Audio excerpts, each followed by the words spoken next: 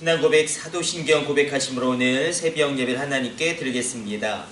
전능하사 천지를 만드신 하나님 아버지를 내가 믿사오며 그 외아들 우리 주 예수 그리스도를 믿사오니 이는 성령으로 잉태하사 동정녀 마리아에게 나시고 본디오 빌라도에게 고난을 받으사 십자가에 못 박혀 죽으시고 장사한 지 사흘 만에 죽은 자 가운데서 다시 살아나시며 하늘에 오르사 전능하신 하나님 우편에 앉아 계시다가 저리로서 산자와 죽은 자를 심판하러 오시리라.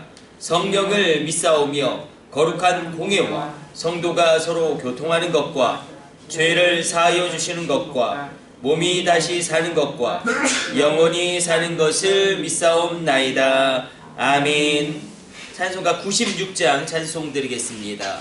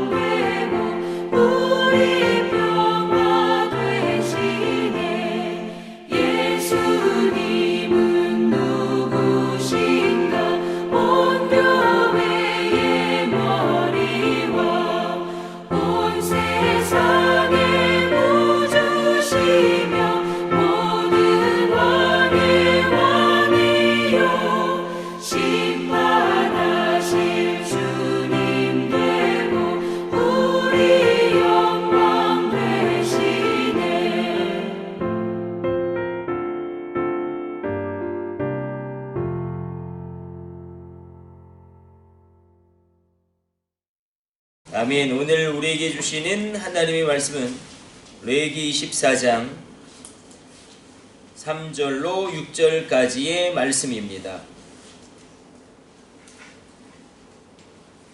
레위기 14장 3절로 6절까지 말씀 우리 한 절씩 교독합니다. 아론은 회막막 증거궤 휘장 밖에서 저녁부터 아침까지 여호와 앞에 항상 등잔불을 정리할지니 이는 너희 대대로 지킬 영원한 규례라. 너는 여호와 앞에서 순결한 등잔대 위에 등잔들을 항상 정리할지니라. 너는 고운 가루를 가져다가 떡 12개를 굽되 각 덩이를 10분의 2 에바로 하여 여호와 순결한 사이에 굴줄로 한 줄에 6개씩 신설하고. 아멘. 오늘 본문의 말씀은 계속해서 켜줄 등잔불에 대한 규례와 진설병 떡에 대한 규례를 말씀하고 있습니다. 저녁부터 아침까지 이게 구약에서 나오는 시간관이죠. 저녁이 되면 아침이 되니 하루의 시작이 저녁부터 시작되어집니다. 이것은 어떤 의미가 있냐면 하나님 먼저 우리의 하루를 시작하실 때에 우리의 시간의 개념과 다르시다는 것이죠. 우리는 보통 아침부터 저녁까지를 하루로 계수하지만 성경은 저녁부터 아침까지를 하루로 계수합니다. 그래서 저녁이 되며 아침이 되니 이것이 하루를 그렇게 진행시키는 하나님의 시간의 개념인데 안식을 먼저 주시기를 원하신다는 것입니다. 우리가 저녁에 안식하죠. 쉬죠. 그렇게 하루를 시작하게 하시는데 무엇보다도 저녁부터 아침까지 등잔불이 꺼지지 않도록 너희가 점검하라. 대제사장들의 그 의무를 친히 말씀하십니다.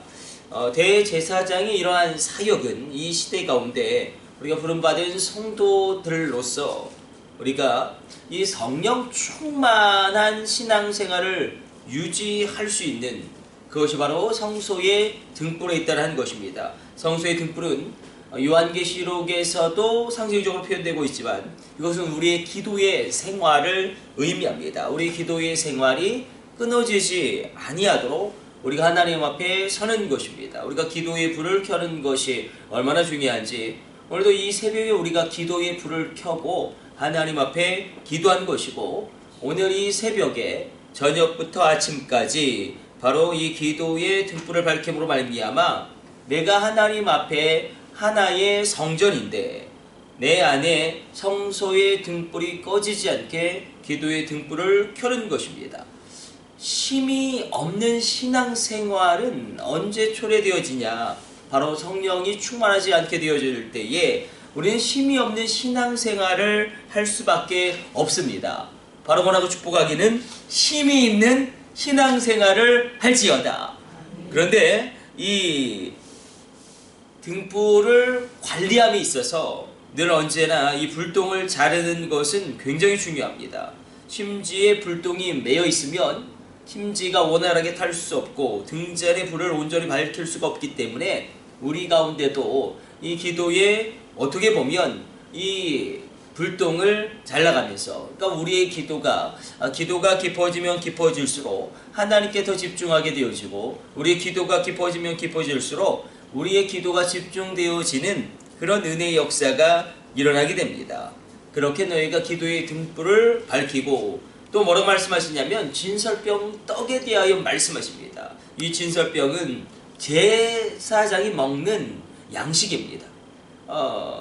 이 진설병은 특별히 제사장들이 먹는 양식인데 하나님께 예배되어진 것을 감사의 예물로 드려진 것을 제사장들이 먹습니다.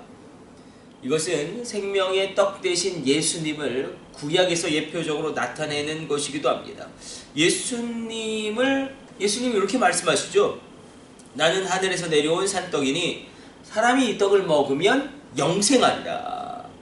나의 줄 떡은 곧 세상의 생명을 위한 나의 살이로다. 그러니까 많은 사람들이 이 말씀을 이해할 수가 없었습니다. 어떻게 예수님의 살을 뜯어 먹냐? 그것이 어떻게 우리의 양식이 될 수 있느냐? 우리가 무슨 식인종의 식습관을 따라가는 것도 아니고, 이 요한복음 6장 51절의 말씀은 우리가 예수님을 이 생명의 떡으로 취한다라는 것은 다른 것이 아니라 내가 예수님을 나의 구원자로 믿고 받아들이고 그렇게 주님과 동행함으로 말미암아 주님의 모든 은혜를 누리며 살아가는 것을 의미합니다. 뿐만 아니라 생명의 떡을 먹어라. 우리가 이렇게 볼 수 있겠죠. 예수님은 하나님이신데 말씀이신 하나님이 우리 가운데 오실 때에 육체를 입고 오시는 것입니다. 그러니까 하나님이 말씀이신데 이 말씀이신 하나님이 우리 가운데 거하시는데 육체를 입고 오신 분이 바로 성자 하나님이신 예수님입니다. 그래서 우리가 생명의 떡을 취한다는 것은 이런 의미도 있겠죠. 바로 말씀을 먹는 것입니다. 이것을 가장 잘했던 사람이 에스겔이지 않습니까? 에스겔의 환상 가운데 말씀을 먹지 않습니까? 쓰기도 하고 달기도 하고 그 말씀을 우리가 먹는 것입니다. 말씀을 내가 먹지 않으면 나의 신앙생활은 정말로 가장 가난한 신앙생활이 될 수밖에 없습니다.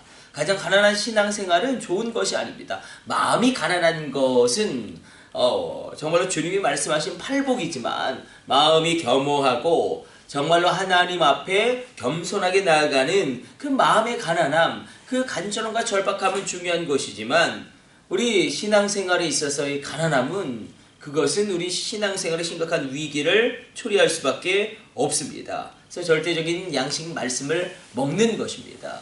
그리고 이 시대 가운데 오순절 성령 강림으로 말미암아 이제 영이신 하나님이 우리 가운데 오셔서 내 안에 내주하십니다. 이것이 바로 성령 하나님의 역사입니다. 진설병 규례는 그러므로 하나님의 말씀을 먹는 것입니다. 예수님을 내가 믿고 나의 구원자로 받아들이고 그리고 예수님과 동행하는 것입니다. 결국 예수님과 동행한다는 것은 다른 것이 아니겠죠. 내가 말씀을 내 삶에 적용하면서 살아가는 것입니다. 이렇게 우리가 나아갈 때에 하나님의 놀라운 일이 일어나게 될 것입니다. 그러나 하나님은 한 가지를 더 말씀하십니다. 진설병 떡을 놓는데 아무렇게나 놓지 말아라. 그러니까 레위기를 보게 되어지면 계속 말씀하시죠. 너희들 내 앞에 나와서 예배하라. 그러나 아무렇게나 예배하지 말아라. 예배의 방식을 말씀하시는데 반드시 피를 뒤집어 쓰고 나와야 된다. 반드시 예물이 있어야 한다. 여기서 진설병 떡을 누가 이렇게 헌신합니까? 바로 예배하는 자가 헌신하는 것이 아니겠습니까? 그러나 그냥 그렇게 마음대로 진설하는 것이 아니라 진열하는 것이 아니라 이 떡을 두 줄로 앞줄에 6개, 뒷줄에 6개 그렇게 12개를 하나님의 그 예배의 처소 앞에 놓는 것입니다. 하나님의 방법대로 예배하는 것인데 순결한 상위에 두 줄로 한 줄에 6개씩 진설병을 이렇게 너희가 진열하라는 하나님의 말씀은 다른 것이 아니라 우리가 드려지는 감사와 우리가 드려진 예배에도 반드시 하나님의 방법대로 예배해야 합니다. 하나님의 방법은 다른 것이 아니라 질서의 하나님입니다. 우리가 이것을 놓쳐버리면 무교회주의자가 될 수밖에 없고 질서의 하나님을 놓쳐버리면 우리는 굉장한 이단에 빠질 수밖에 없습니다. 질서의 하나님이시기 때문에 여러분들의 신앙생활에도 질서가 있을지어다. 여러분들의 내면 세계에도 질서가 잡힐지어다. 혼란은 떠나가고 심령이 정리되어질지어다. 그래서 하나님께 드려지는 예배는 질서 가운데 규모 있게 드려지는데 정성으로 드려지는 것입니다. 질서의 하나님이 질서 있게 예배를 드리시길 원한다는 것입니다. 이 고린도 교회의 문제가 무엇이냐면 고린도 교회의 은사가 충만하니까 예언의 영이 충만하게 임하니까 예언하기 시작하는데 예배를 드릴 수가 없는 것입니다. 막 그렇게 막 예언을 막 여기서 저기서 예언을 막 하니까 그러니까 사도 바울이 잠잠하라 그렇게 이야기하고 막 예배 드리는데 막 제가 설교하는데 막 여기서도 방언하고 저기서도 방언하고 막 통변하고 또 통변하면 또 막 그렇죠. 혼란스럽지 않겠습니까? 이 혼란을 하나님 기뻐하지 아니하십니다. 그래서 정말로 우리가 하나님의 방법대로 예배할 때에 질서를 가지고 예배드리는 것 그러나 그 질서 가운데 성령의 자유함이 있습니다. 성령님이 계신 곳에는 주의 영이 계신 곳에는 자유함이 있습니다. 그러나 이 자유함은 방종이 아니라 질서가 있는 자유다. 이 질서 있는 자유함으로 말미암아 우리가 예배하는 이 한 시간, 기도하는 이 한 시간 우리가 하나님께 더욱더 큰 은혜를 받게 되어지고 질서의 하나님이신 그 하나님의 성품과 속성이 우리 가정에도 역사하게 될 것입니다. 우리 자녀 가운데도 역사하게 될 것입니다. 우리 아이들이 낮과 밤이 다 바뀌어서 문제이지 않습니까? 밤에 애들이 잠을 안 자고 4시까지 게임을 하고 막 낮에 12시까지 일어나지 않는 애들이 얼마나 많은지 모릅니다. 우리 중고청도 물어보니까 다 12시에 일어나요. 어떻게 그렇게 잠을 잘 수 있을까? 막 이렇게 야근을 하고 6시에 자고 5시에 잠을 자면 그럴 수 있겠는데 얘네들은 그냥 어떤 애들은 2시까지 잠을 자고요. 그러나 그들의 인생 가운데 예배함 가운데 질서의 하나님이 역사하시고 운행하시기 시작하면 그들의 삶에 질서가 잡힙니다. 그러니까 질서가 있는 자유다. 주의 영이 계신 곳에 임하는 자유는 질서가 있는 자유다. 그 질서가 있는 자유함 가운데 그 내면 세계가 정돈되어지고 그 심령이 온전히 정리되어져서 끊어내야 할 것은 끊어내게 되어지고 분별해야 할 것은 분별하게 되어지게 되어지고 있어야 할 것은 있어지고 없어져야 할 것은 없어지게 되어지는 이 질서의 성령님의 자유함이 오늘 우리가 기도할 때에 임하게 될 것입니다. 질서의 자유함의 성령의 역사가 있을지어다. 우리가 그렇게 진설병 위에 2줄로 6개씩 하나님이 정한 방식대로 예배드리는 질서의 하나님을 우리가 오늘 이 새벽에도 누리시기를 축복합니다. 우리 기도하겠습니다. 하나님 감사합니다. 오늘도 주의 말씀 묵상하겠습니다. 내가 주님의 성령을 내 안에 모심으로 내가 하나의 성전일 터인데 하나님 나로 말미암아 기도의 등불을 끄지 않게 하여 주옵소서. 기도의 등불을 밝히게 하여 주시고 불똥을 자람으로 말미암아 기도가 주님께 집중되어지게 하여 주옵소서. 생명의 떡이신 예수님을 오늘 내가 취합니다. 말씀을 내가 먹습니다. 예수님과 내가 예수님을 온전히 나의 구원자, 나의 주인, 나의 하나님으로 믿고 동행함으로 바로 주님이 공급하시는 모든 은혜를 힘입어 살아가게 하여 주옵소서. 하나님의 원곡대로 예배하게 하여 주시고 질서가 있는 성령님의 자유함이 우리 가운데, 나의 심령 가운데, 나의 인생 가운데, 특별히 우리의 자녀들 가운데 있게 하여 주옵소서. 저들의 인생이 정리되어지게 하여 주시고 저들의 냉면 세계가 온전히 질서 있게 주님의 자유함 가운데 하나님 구별되어지고 규모가 있게 하여 주시고 놀라운 하나님의 다스리심이 있게 하여 주옵소서. 이 모든 것을 우리 주 예수님의 이름으로 기도드립니다. 아멘. 주님 가르쳐 주신 기도 올려드립니다. 하늘에 계신 우리 아버지여, 이름이 거룩히 여김을 받으시오며 나라 임하옵시며 뜻이 하늘에서 이룬 것 같이 땅에서도 이루어지이다. 오늘날 우리에게 일용할 양식을 주옵시고 우리가 우리에게 죄 지은 자를 사하여 준 것 같이 우리의 죄를 사하여 주옵시고 우리를 시험에 들게 하지 마옵시고 다만 악에서 구하옵소서. 나라와 권세와 영광이 아버지께 영원히 있사옵나이다. 아멘. 주여 3차 하시고 합심으로 기도하시다가 자유롭게 돌아가도록 하겠습니다. 우리 합심으로 기도합니다. 주여 주여 주여